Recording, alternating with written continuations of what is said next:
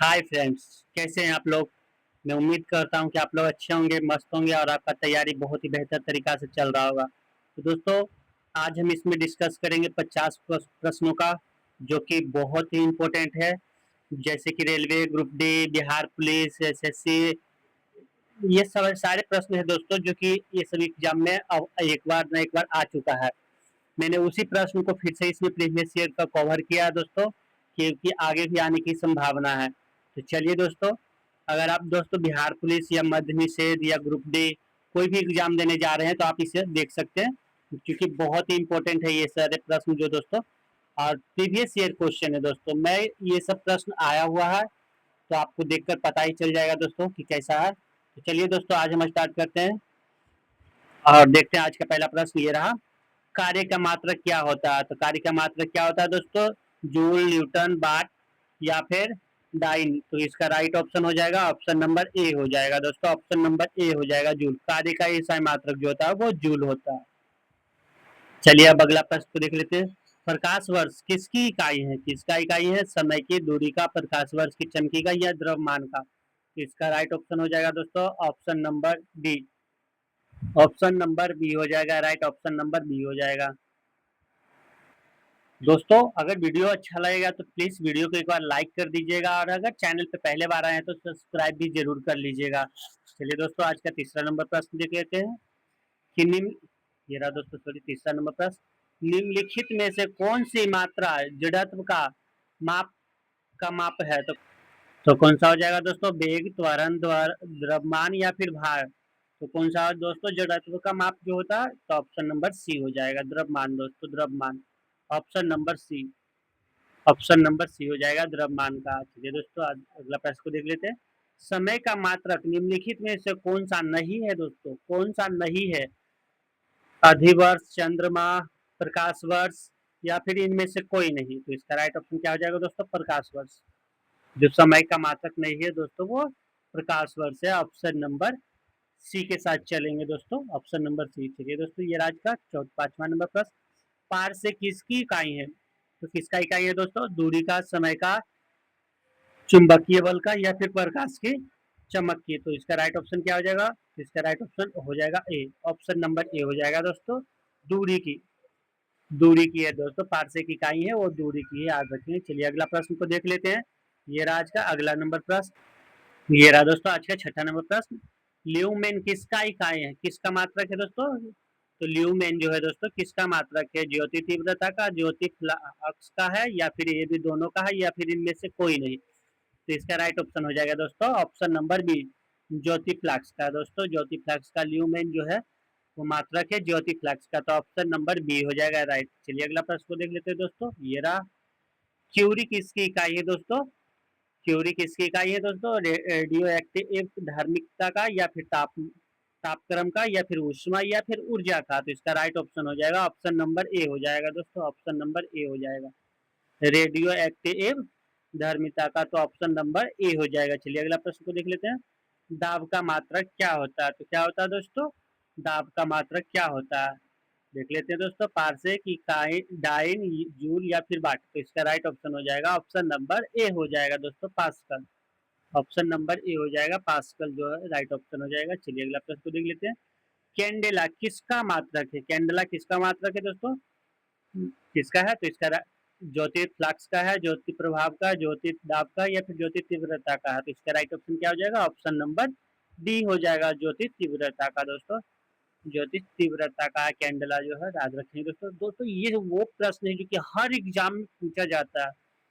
तो दोस्तों आज रखिएगा, ये सब छोटे छोटे प्रश्न जो 10th लेवल या इंटर लेवल के होते हैं ना दोस्तों, इस सब में ज्यादातर यही सब प्रश्न आते हैं, क्योंकि इससे बाहर तो प्रश्न नहीं आता। अगर ग्रुप डी का एग्जाम देने जा रहे हैं, बिहार पुलिस का, तो आप सबके लिए तो दोस्तों और वेरी वेरी इंपॉर्टेंट है। तो याद रखिएगा दोस्तों। अब ये रहा 10वां नंबर प्रश्न। दोस्तों प्लीज वीडियो अच्छा लगेगा तो आप वीडियो को लाइक करके चैनल को सब्सक्राइब जरूर कीजिएगा। चलिए देख लेते हैं दोस्तों। खाद्य ऊर्जा को हम किस इकाई में माप सकते हैं। तो किस में माप सकते हैं दोस्तों, दोस्तों कैलोरीन को, केल्विन में, जूल में या फिर आग में, अग में। तो क्या हो जाएगा इसका right option, option number A हो जाएगा, कैलोरीन में। खाद्य ऊर्जा को दोस्तों वो कैलोरीन में कर सकते हैं काफी। तो चलिए हम अगला प्रश्न को देख लेते हैं अब।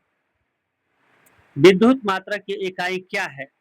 पूछो मत दोस्तों, ये कितना बार एग्जाम ग्रुप डी में बिहार पुलिस में आ चुका है। ये विद्युत मात्रा की इकाई है, तो क्या है, एम्पियर, ओम, वोल्ट, कूलम। इसका right option option number A हो जाएगा, एम्पियर। विद्युत धारा का जो मात्रक है वो दोस्तों एम्पियर है, राइट ऑप्शन ए हो जाएगा। चलिए अगला प्रश्न को देख लेते हैं। एसआई पद्धति में लेंस की शक्ति की इकाई क्या है? लेंस की शक्ति का इकाई क्या है दोस्तों? वाट, डायोप्टर, ऑप्टर या फिर मीटर। तो इसका राइट ऑप्शन हो जाएगा ऑप्शन नंबर बी हो जाएगा, डायोप्टर। जो लेंस का एसआई मात्रक है दोस्तों वो डायोप्टर होता है, याद रखेंगे। चलिए अगला प्रश्न को देख लेते हैं। डेसिबल किसके नापने के लिए प्रयोग में लाया जाता है? तो किसको मापने के लिए लाया जाता है दोस्तों? तो इसका राइट ऑप्शन हो जाएगा ऑप्शन नंबर ए हो जाएगा दोस्तों, ऑप्शन नंबर ए हो जाएगा। वातावरण में ध्वनि की, जो दोस्तों वातावरण में ध्वनि होता है, जो आवाज होता है, रेडियंस, उसे नापने के लिए डेसिबल का प्रयोग होता है। चलिए अगला प्रश्न को देख लेते हैं। एम्पियर क्या नापने की इकाई है? तो एम्पियर क्या नापने की इकाई है दोस्तों? तो इसका राइट ऑप्शन हो जाएगा ऑप्शन नंबर बी हो जाएगा दोस्तों, करंट। करंट दोस्तों जो तार में, एक चल रही तार में करंट जो होता है उसे होता है करंट का, जो एम्पियर जो धारा मापने का होता है वो एम्पियर का होता है। चलिए अगला प्रश्न देख लेते हैं। यंग प्रत्यास्थाप यंग प्रत्यास्थता गुणांक का एसआई मात्रक क्या होता है? तो इसका राइट ऑप्शन क्या हो जाएगा दोस्तों? Option number C, newton metre पर सेकेंड दोस्तों। न्यूटन मीटर प्रति स्क्वायर हो जाएगा दोस्तों, न्यूटन मीटर स्क्वायर हो जाएगा, न्यूटन मीटर स्क्वायर हो जाएगा। चलिए अगला प्रश्न को देख लेते हैं। निम्नलिखित युग्मों में से किन भौतिक राशियों के समान विमीय सूत्र नहीं है? समान विमीय सूत्र नहीं है दोस्तों। तो इसका राइट ऑप्शन क्या हो जाएगा? 16 का ऑप्शन नंबर ए हो जाएगा दोस्तों, दाब और बल।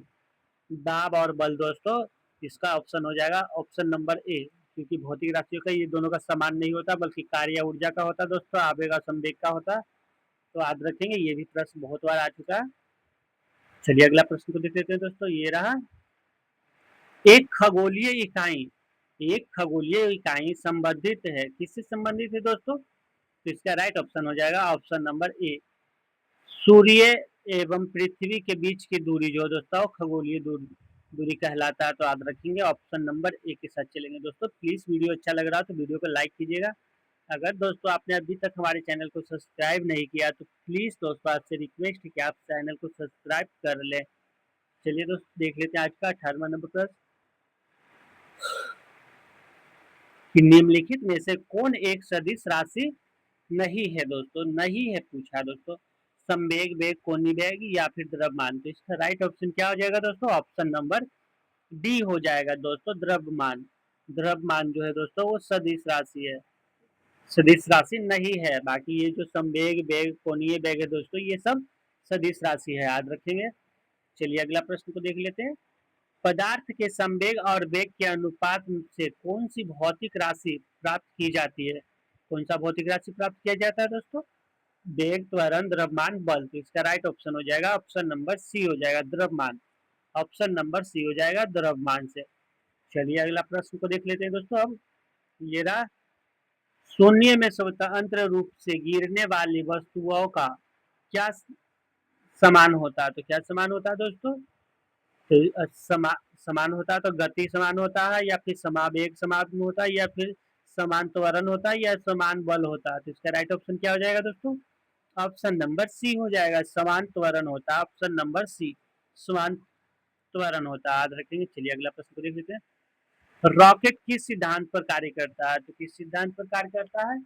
ऊर्जा संरक्षण पर, बनोलियो प्रेमियर पर, या फिर एवागाडो परिकल्पना पर, संवेग संरक्षण पर। इसका राइट ऑप्शन क्या होगा? Option number D, option number D, संवेग संरक्षण पर। ऑप्शन नंबर डी के साथ चलेंगे, ऑप्शन नंबर डी के साथ चलेंगे।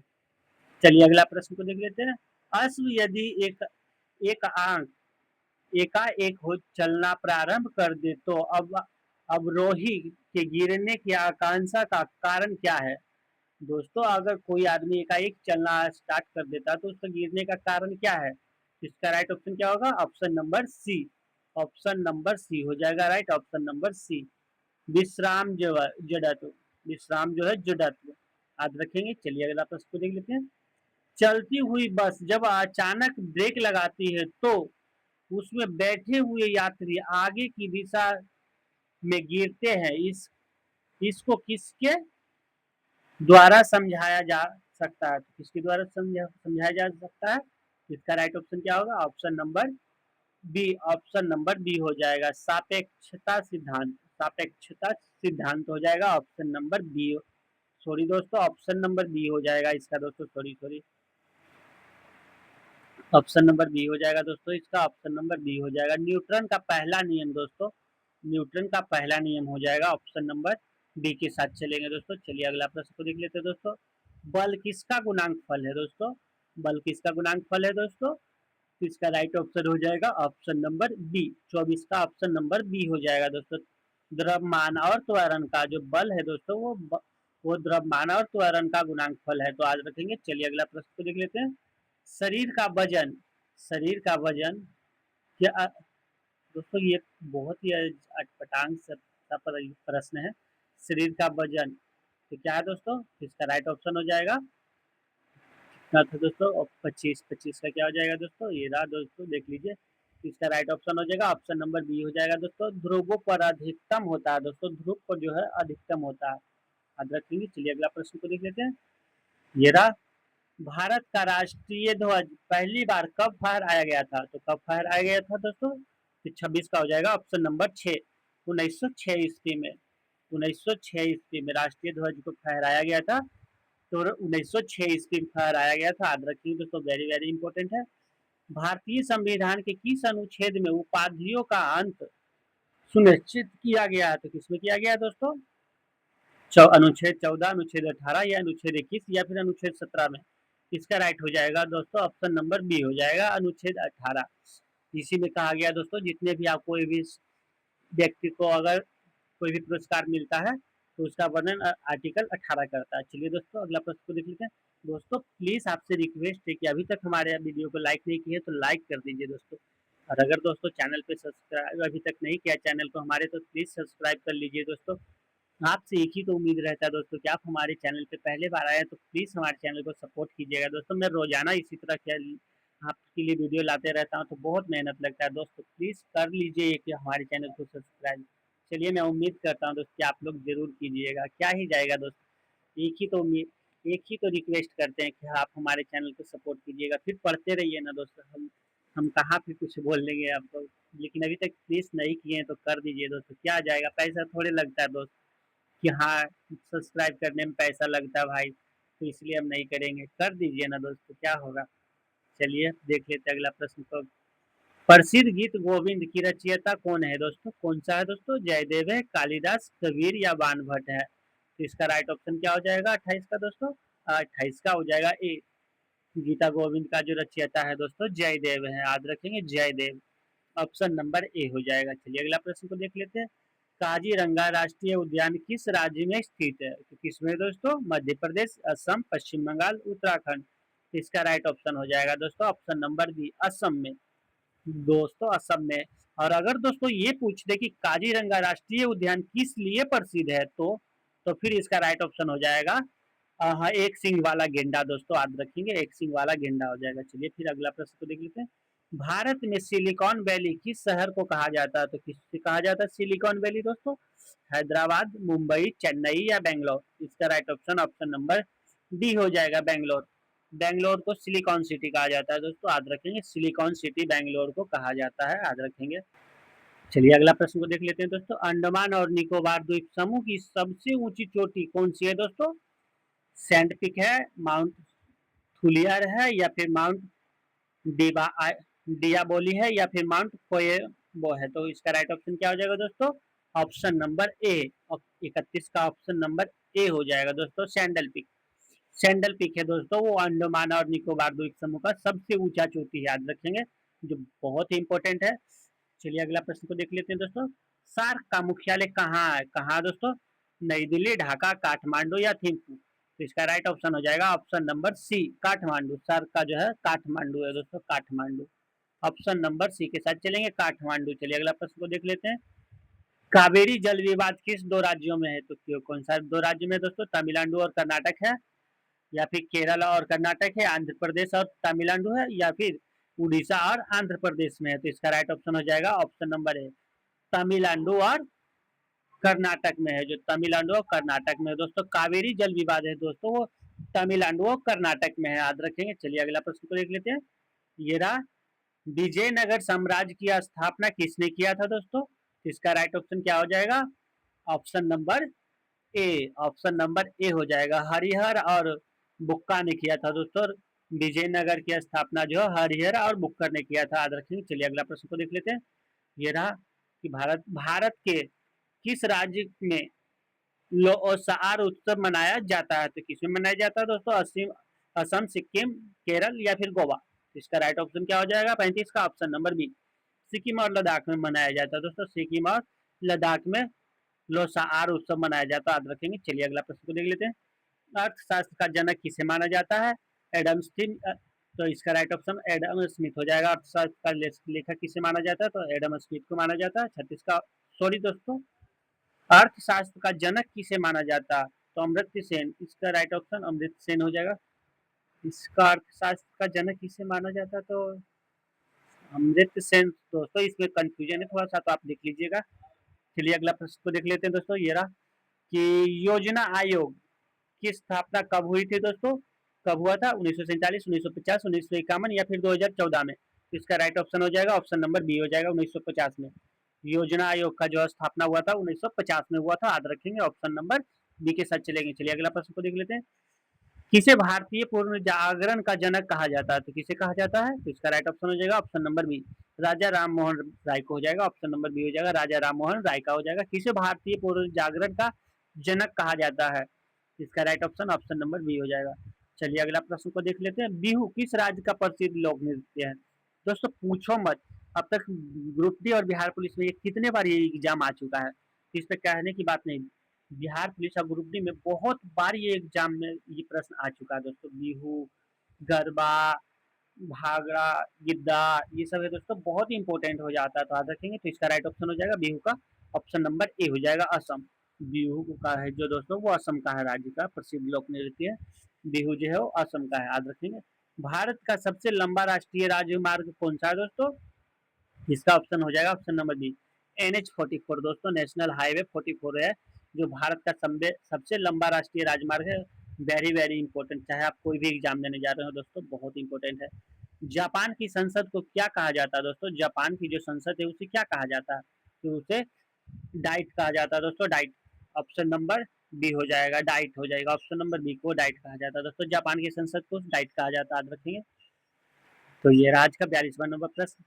पेरियार वन्य जीव अभ्यारण्य किस राज्य में है? पेरियार वन्य जीव अभ्यारण्य जो दोस्तों किस राज्य में है? तमिलनाडु, केरल, कर्नाटक या आंध्र प्रदेश? तो इसका राइट ऑप्शन हो जाएगा ऑप्शन नंबर बी, केरल में। केरल में है जो दोस्तों, केरल में। ऑप्शन नंबर बी के साथ चलेंगे, केरल। दोस्तों प्लीज आपसे फिर से हम एक बार रिक्वेस्ट कर रहे हैं कि अगर आपने अभी तक हमारे वीडियो को लाइक नहीं किया तो प्लीज वीडियो को लाइक कर दीजिए, और चैनल पर पहले बार आए हैं दोस्तों तो प्लीज चैनल को सब्सक्राइब कर लीजिए दोस्तों, कर लीजिए ना, क्या ही जाता है दोस्तों, बहुत ही मेहनत लगता है दोस्तों वीडियो को बनाने में। आपको देखकर क्वेश्चन पता ही चल रहा होगा दोस्तों कितना मेहनत लगता होगा, तब जाकर एक वीडियो बनता है। प्लीज दोस्तों चैनल को सब्सक्राइब जरूर कर लीजिए। चलिए अगला प्रश्न को देखते हैं दोस्तों। ये राज का अगला नंबर प्रश्न कि विश्व का, ये हो गया दोस्तों, हाँ, विश्व का सबसे बड़ा मरुस्थल कौन सा है दोस्तों? विश्व का सबसे बड़ा मरुस्थल कौन सा है? इसका राइट ऑप्शन हो जाएगा ऑप्शन नंबर बी, सहारा मरुस्थल। सहारा मरुस्थल दोस्तों, ऑप्शन नंबर बी हो जाएगा। चलिए अगला प्रश्न देख लेते हैं। कथकली किस राज्य का शास्त्रीय नृत्य है? कथकली दोस्तों, कथकली ऑप्शन नंबर, कहाँ का है दोस्तों कथकली, किस राज्य का शास्त्रीय नृत्य है? आंध्र प्रदेश, तमिलनाडु, केरल या फिर उत्तर प्रदेश का? उत्तर प्रदेश का। तो इसका राइट ऑप्शन क्या होगा दोस्तों? Option number C, Kerala. Kathakali यानी कि केरल, नाम से ही पता चल रहा है दोस्तों, कथकली जो है वो केरल का है, तो याद रखेंगे, वेरी वेरी इंपॉर्टेंट है। चलिए अगला प्रश्न को देख लेते हैं। ये रहा, गौतम बुद्ध ने अपना पहला उपदेश कहाँ दिया था? गौतम बुद्ध ने अपना पहला उपदेश कहाँ दिया था? बोधगया में, लुम्बिनी में, सारनाथ या फिर कुशीनगर में? तो इसका राइट ऑप्शन क्या होगा दोस्तों?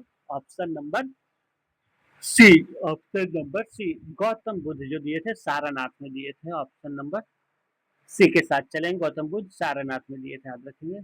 चलिए अगला प्रश्न ये रहा दोस्तों कि भारत के पहले मुख्य चुनाव आयुक्त कौन थे दोस्तों? भारत के पहले चुनाव आयुक्त कौन थे? तो इसका राइट ऑप्शन क्या हो जाएगा दोस्तों? कौन थे? दोस्तों सुकुमार सेन थे, टी.एन. शेषन थे या फिर सुनील अरोड़ा थे या फिर एम.एस. गिल थे। तो इसका right option option number A हो जाएगा दोस्तों, सुकुमार सेन। सुकुमार सेन जो भारत के दोस्तों पहले मुख्य चुनाव आयुक्त थे, वो सुकुमार सेन थे, याद रखेंगे। चलिए अगला प्रश्न को देख लेते हैं दोस्तों।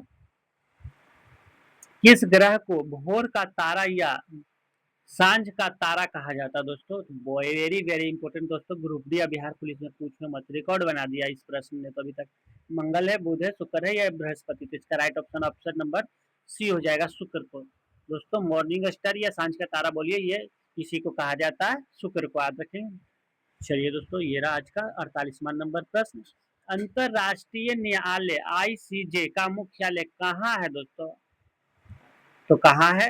न्यूयॉर्क, जेनेवा, द हैग या फिर पेरिस? तो इसका राइट ऑप्शन हो जाएगा दोस्तों ऑप्शन नंबर सी हो जाएगा, द हैग। अंतरराष्ट्रीय जो है दोस्तों द हैज हो जाएगा, मुख्यालय जो है द हैज, द हैज हो जाएगा। ऑप्शन नंबर सी के साथ चलेंगे, द हैग हो जाएगा, ऑप्शन नंबर सी के साथ चलेंगे। चलिए अगला प्रश्न को देख लेते हैं दोस्तों।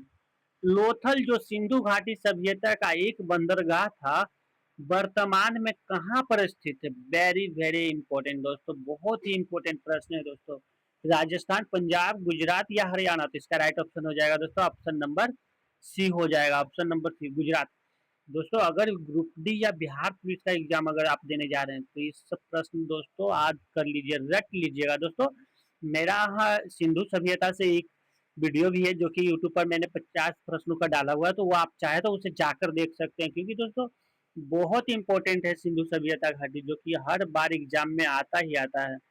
चलिए अगला प्रश्न देख लेते हैं दोस्तों, आज का 50वां नंबर और आखिरी प्रश्न है कि my experiment with tooth with tooth पुस्तक के लेखक कौन है? तो कौन है दोस्तों? तो 50 का राइट ऑप्शन हो जाएगा option number B, my experiment with टूथ का जो लेखक है दोस्तों वो महात्मा गांधी थे। तो याद रखेंगे option number B, option number B दोस्तों। ये था दोस्तों आज का 50 नंबर प्रश्न। तो दोस्तों प्लीज अभी तक वीडियो को लाइक नहीं किया था तो कर दीजिएगा। थैंक यू और धन्यवाद।